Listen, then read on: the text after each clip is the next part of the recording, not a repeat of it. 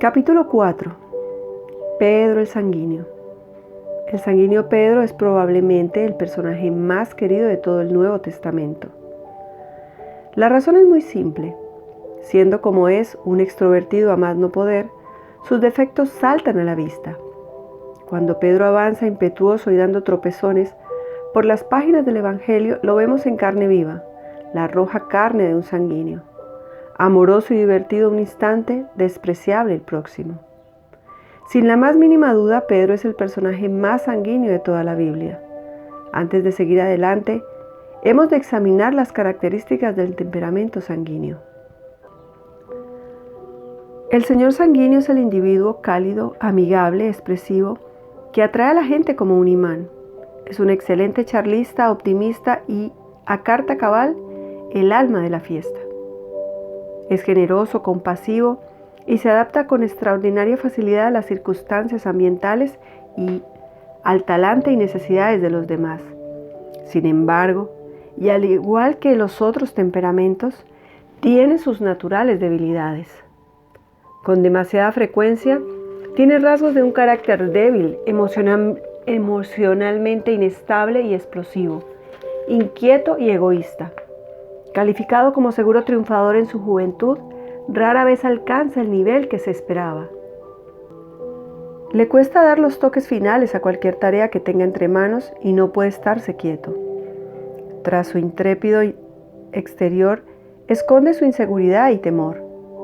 Los sanguíneos son buenos vendedores, oradores, actores y menos frecuentes líderes.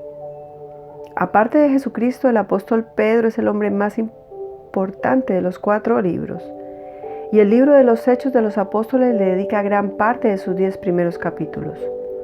Habló más que los otros discípulos y el Señor conversó más regularmente con él. Ninguno de los discípulos fue tan severamente reprendido por nuestro Señor, excepto Judas Iscariote. Y por lo que sabemos, ninguno tuvo la desfachatez de increpar al Señor. Pero por otro lado, ninguno de los discípulos dio un testimonio tan expresivo de su respeto y amor por Cristo. Y ninguno otro tampoco recibió elogios tan personales de parte del Salvador. Pedro atrae a la gente con su carisma, ya sea a sus contemporáneos del siglo I o a sus lectores del siglo XX. Probablemente sea esa cualidad la que hizo que Hipócrates afirmara que el temperamento era provocado por la sangre cálida. Por cierto que Pedro exhibía a los ojos de todos su calor, su intensidad y su dinamismo. Alexander White dijo de él: la peor enfermedad cardíaca es la frialdad. De todas las faltas que tenía Pedro, y las tenía en abundancia, no se contaba la de tener un corazón frío. Las faltas de Pedro nacían de su corazón ardiente. Era demasiado caluroso, demasiado impulsivo y demasiado entusiasta. Tenía su corazón ardiente en la boca y decía lo que pensaba en ocasiones cuando debió callarse. Pedro pertenecía a ese tipo de personas transparentes que jamás dejan a sus amigos en duda sobre lo que piensan, pues todo lo dicen abruptamente. Esta intensa tendencia extrovertida lo hace el temperamento más fácil de señalar en la Biblia. El único a quien le resulta difícil diagnosticar un temperamento sanguíneo es al mismo sanguíneo. Raramente analiza sus pensamientos y acciones, sino que explota espectacularmente al pasar de una crisis a otra. Muchos son los sanguíneos que han provocado la risa de sus amigos con la simple declaración de que no tienen ni idea a qué temperamento pertenecen. Y en todos los casos es el único que está en duda. Es muy poco analítico y no es dado al autoexamen o a la introspección. Pedro deja la impresión de un hombre de gran fortaleza física al transitar por los 5 primeros libros del Nuevo Testamento. Por supuesto que no lo podemos saber con certeza, ya que no contamos con ninguna descripción de él. Los osados sanguíneos, que no escriben la historia pero que la hacen, son generalmente hombres grandes, y Pedro era un osado. No importa lo que hiciera en la vida, siempre sería un líder. Así nació. La forma detallada y completa en que la Biblia relata la historia del sanguíneo Pedro lo hace un excelente sujeto para este estudio. Es fácil diagnosticar sus fuerzas y debilidades, y el libro de Hechos nos brinda suficientes detalles para demostrar de qué manera el Espíritu sacó fuerzas de sus debilidades.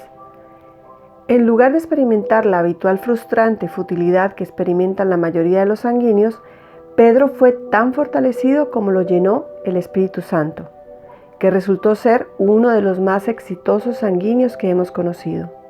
No solo fue uno de los hombres que mayor influencia ejerció en la iglesia primitiva, sino que se perpetúa como un desafío a los cristianos, ejemplo de lo que el Espíritu Santo puede hacer en la vida de cualquier hombre que se rinde a él.